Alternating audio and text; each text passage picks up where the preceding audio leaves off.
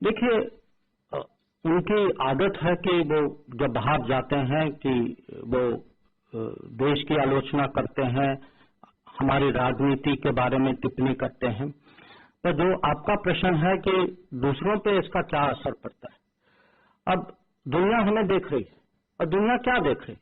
दुनिया देख रही है कि इस देश में चुनाव होते हैं, चुनाव में कभी एक पार्टी जीतती है, कभी दूसरी पार्टी जीतती है। तो अगर देश में डेमोक्रेसी नहीं है तो ये ऐसा परिवर्तन तो आना नहीं चाहिए ना।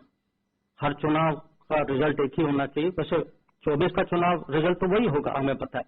हाँ, पर अगर आप देखें, जो ये पूरा नैरेटिव जो है, ये हमारे यहाँ एक देश में नैरेटिव बना है, और जब ये नैरेटिव देश में नहीं चलता या कम चलता है तो इसको बाहर ले जाते हैं, और उनकी अपेक्षा है कि बाहर का सपोर्ट जो है वो देश में चलेगा।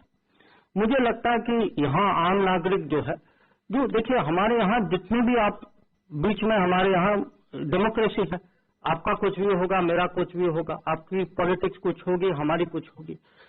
हमें देश में जो करें, मुझे इसमें कोई इतराज नहीं, पर मुझे नहीं लगता कि बाहर जाके देश की पॉलिटिक्स को बाहर ले जाना देश के हित में नहीं, और मुझे नहीं लगता कि उनकी क्रेडिबिलिटी उसके कारण बढ़ेगी।